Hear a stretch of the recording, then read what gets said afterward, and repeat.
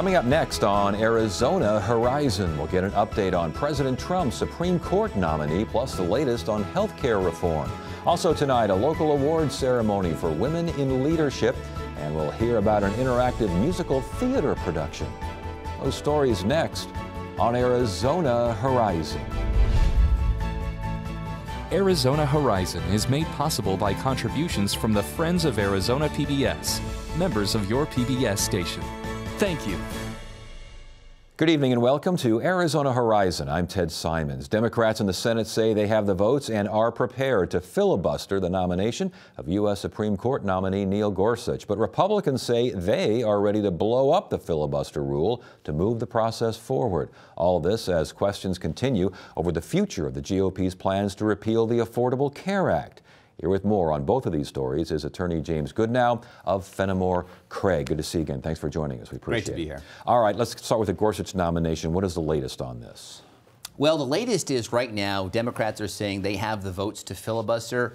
This means that we have a vote coming on Friday. If, in fact, Chuck Schumer and the Democrats do filibuster, Senate Majority Leader Mitch McConnell has said, we will invoke what is called the nuclear option. And the nuclear option is simply changing the Senate rules to permit confirmation of Neil Gorsuch by a simple majority, 51 votes instead of the 60 needed to stop a filibuster. To stop a filibuster. Okay, Dems, do they have the 41 votes needed?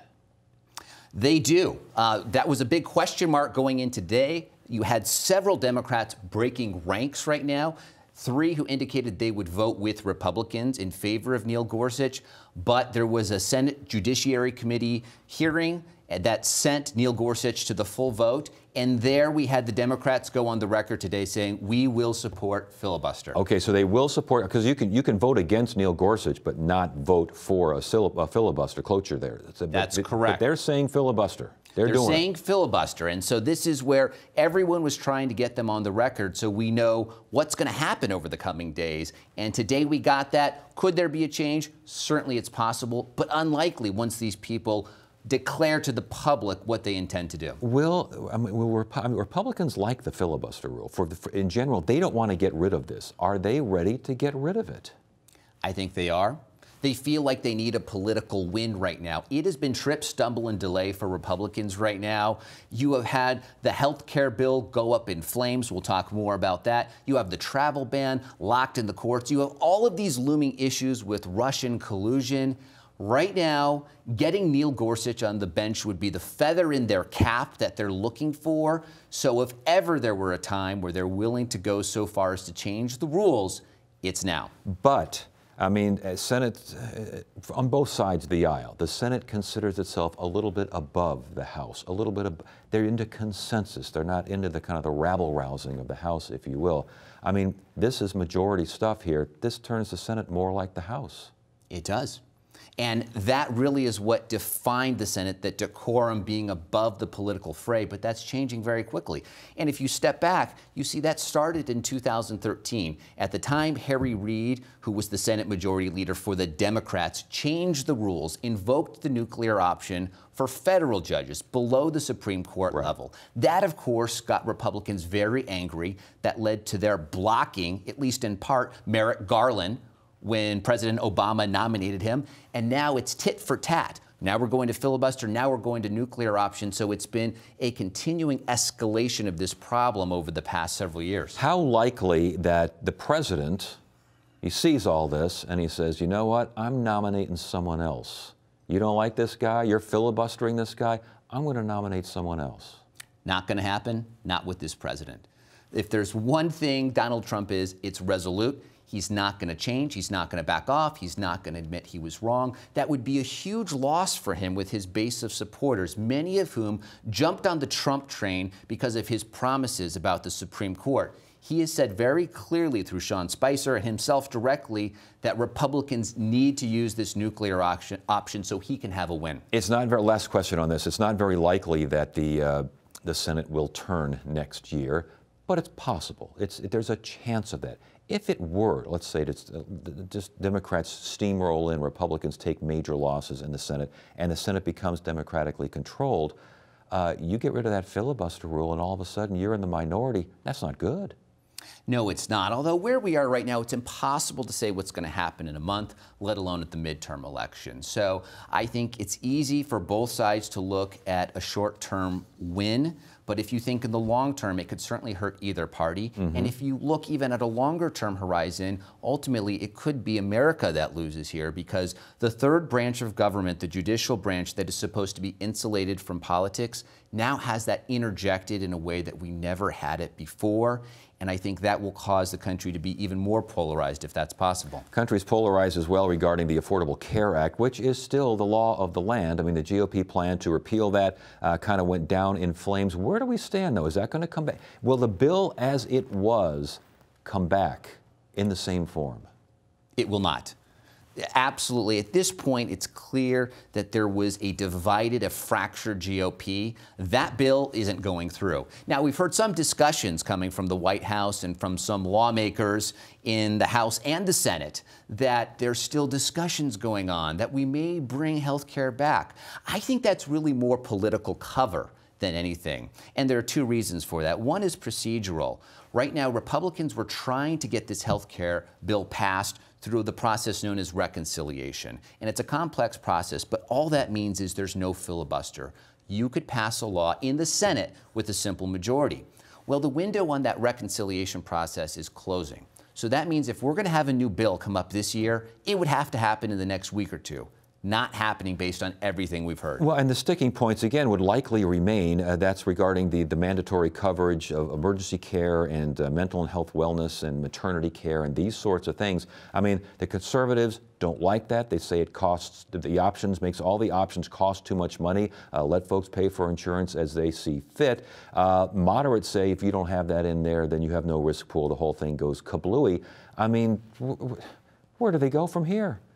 It's tough to see how the path to victory is forged. If this were a soda, it would be Crystal Pepsi, this piece of legislation. It's too extreme for some, not extreme enough for others, and as a result, it has failed. Conservatives, if the concessions to conservatives there in the House, let's say you go ahead and go that way. Actually, President Trump kind of did that toward the end of negotiations. But you go even further. If you do that, I mean, this thing is pretty much dead in the water in the Senate, is it not? Oh, absolutely. I don't think it gets out of the House right now. And the problem is, you have a huge problem in the Senate, you're right. But even within the House, you have a GOP that's having an identity crisis right now. And typically when that happens, you would look to the leadership in order to solve that and say, this is the direction of the party. The problem is Donald Trump is not driven by ideology. Donald Trump is in some ways socially conservative, at least as of the last few years, but then he's like a tax and spend liberal on the other hand. So he's not bringing the party together. He hasn't been able to cut the deals as a great negotiator would. And in part, that's also due to the fact that he didn't have a mastery of the details on this particular bill. So bringing these two very disparate wings together at this point seems like a political impossibility. And yet, back to Gorsuch. If the Gorsuch nomination goes through, he is confirmed. That is the feather in the cap that you mentioned earlier. Does that bring everyone closer together as far as Republicans are concerned? It certainly helps. It certainly helps, but it doesn't solve the fundamental issues that are plaguing the GOP right now. And I think the Trump administration needs to take a deep breath. They need to think about where do we want to take the party and what are our priorities? Because if health care is going to be passed, it's going to happen next year. But we also know up on the docket we have tax reform. So I think they're going to have to choose. Is it going to be health care or is it going to be tax reform? And they need to start laying the groundwork earlier than they did here. We had, for 7 years, Republicans that were campaigning on repeal and replace, and when the opportunity finally came, they didn't have a bill ready. Right. All right. Well, we'll see where we go. Man, it's exhausting. It's something every single day. It is. Good to have you here. Thanks for joining us. Thanks for having me. And coming up on Arizona Horizon, an award given to women for helping other women succeed. A high school diploma is key in securing a young person's independence, success, and happiness. It also increases their ability to contribute to our community and workforce. Did you know that high school graduates are more likely to be employed, make higher taxable income, and aid in job creation? Arizona has a graduation rate of about 72%. But hey, Raising that rate to 90% in the Phoenix region would create 900 new jobs, generate $113 million in additional annual earnings, $87 million in additional annual spending, and $7.1 million in additional state and local tax revenue. Join 8 Arizona PBS's efforts in supporting our young people. Visit azpbs.org/amgradaz to learn more.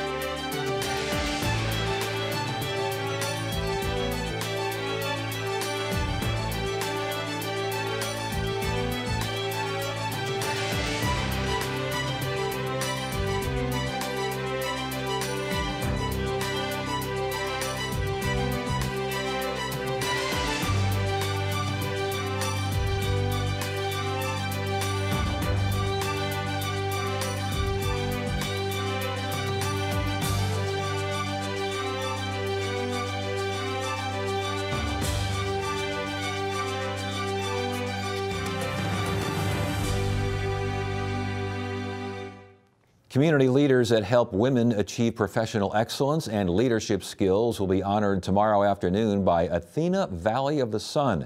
Joining us now with more on the awards ceremony is Christine Quaid, Athena Valley of the Sun President. Welcome to Arizona Horizon. Thank you. Good to see you here. Thank you very much. You're part of Athena International. What is Athena International? Lovely story.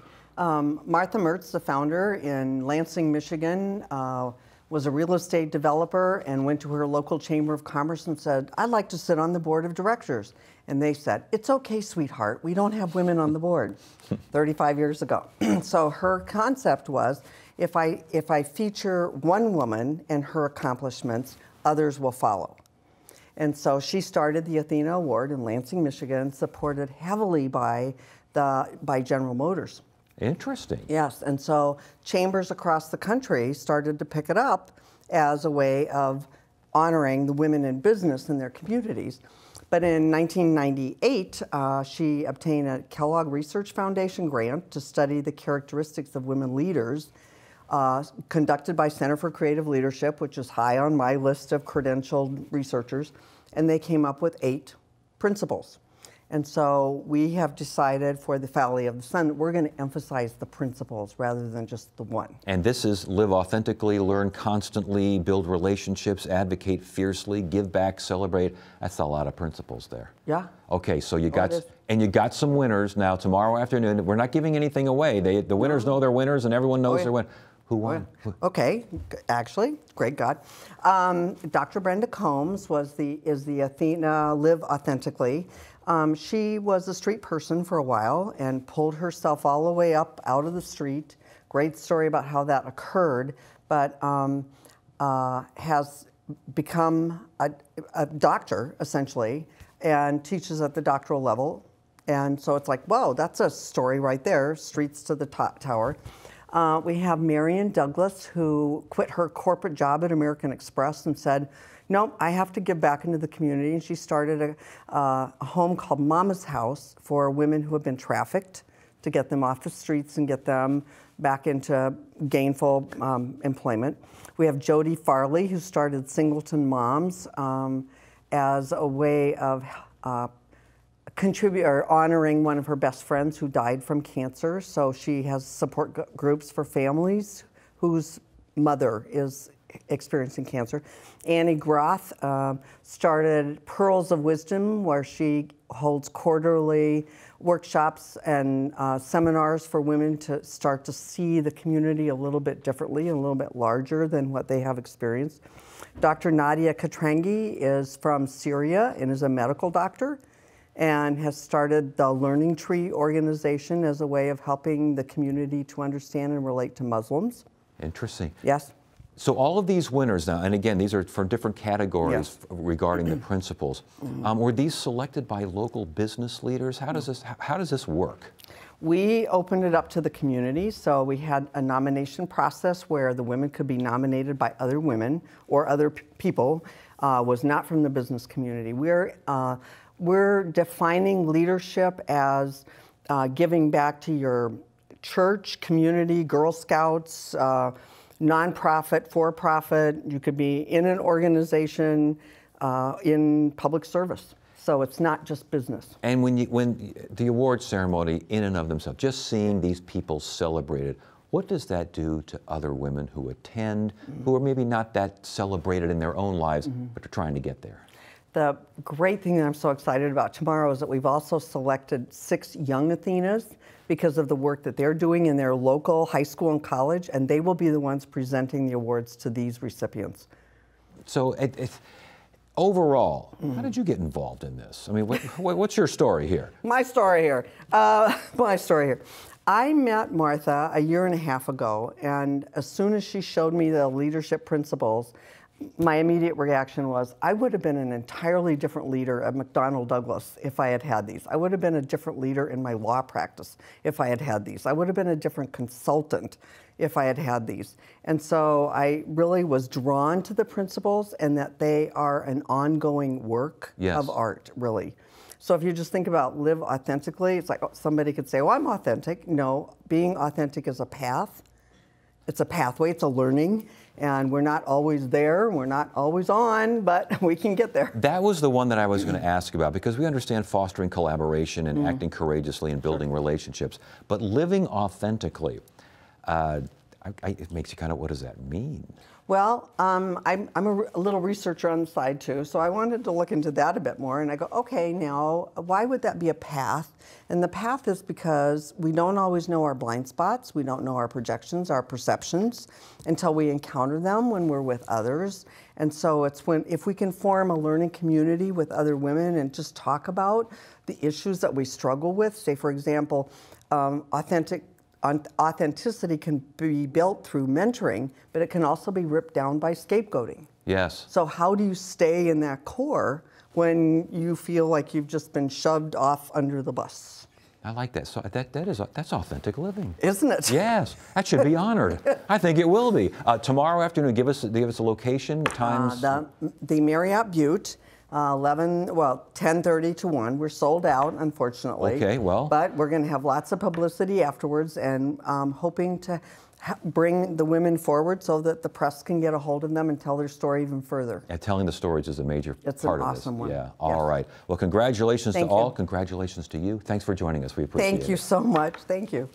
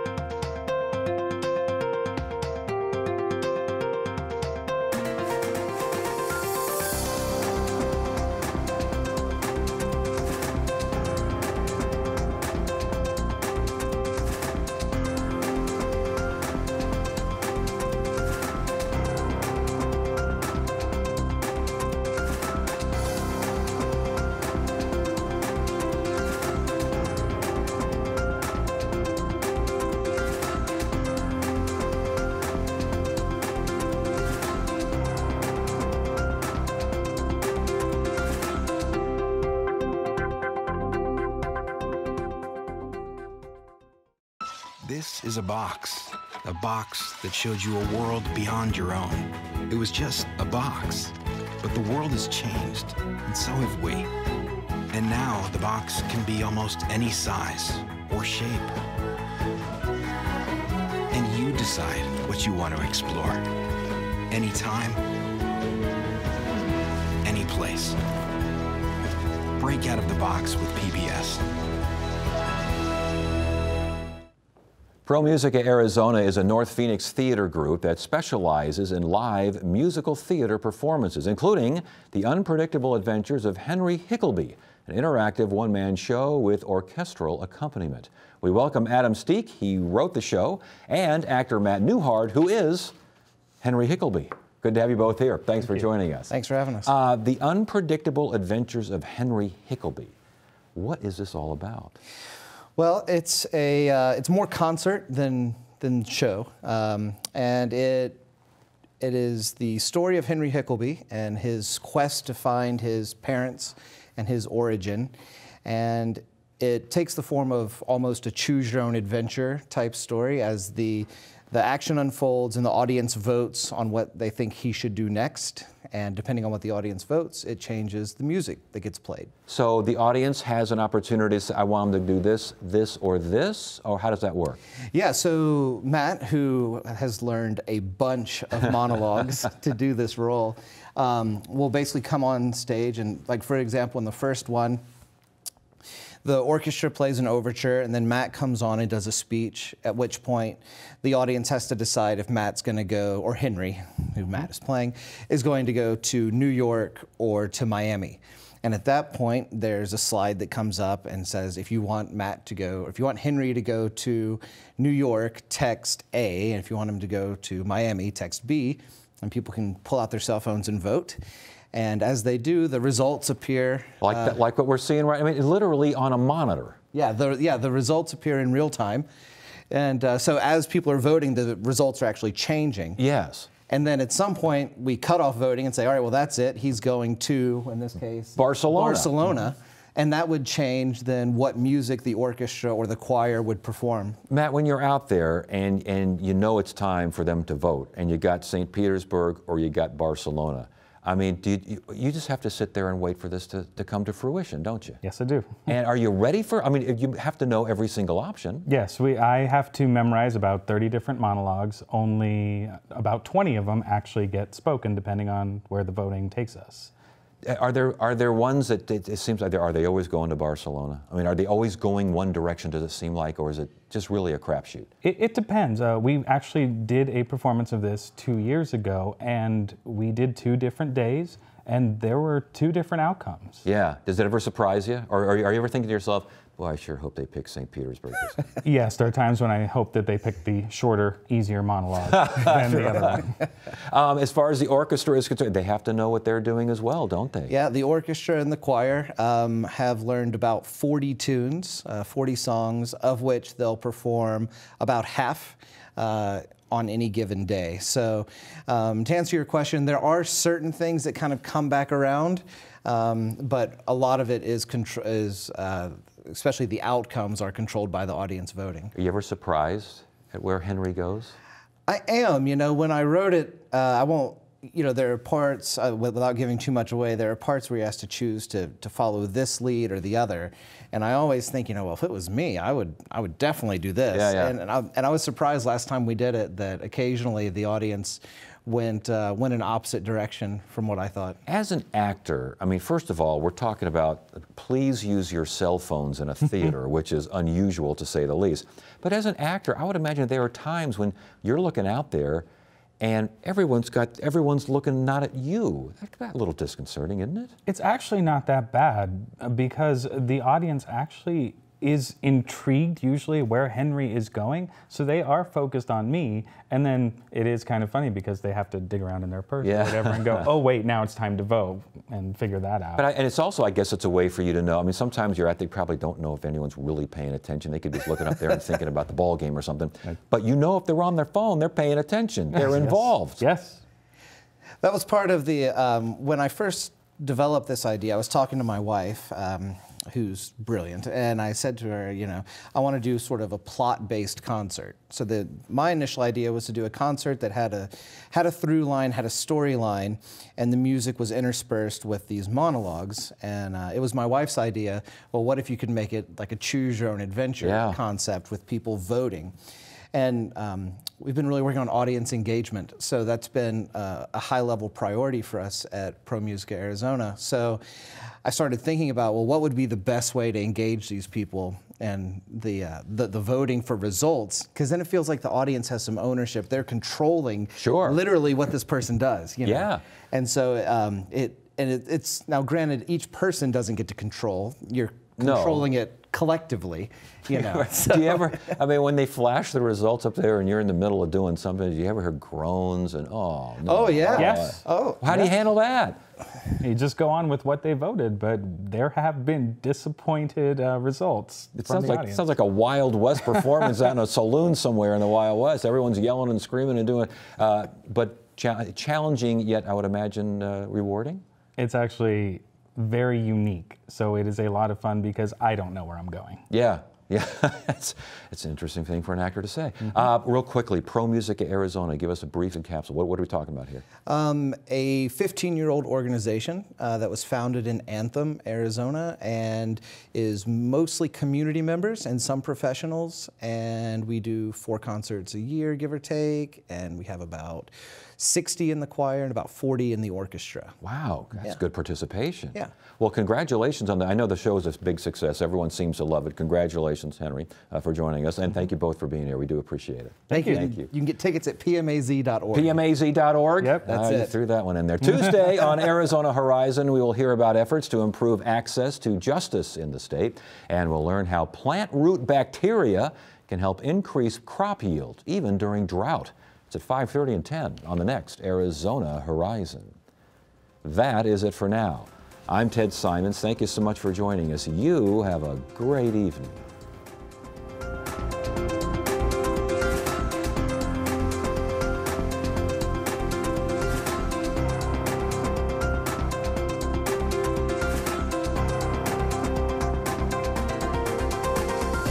Arizona Horizon is made possible by contributions from the Friends of Arizona PBS, members of your PBS station.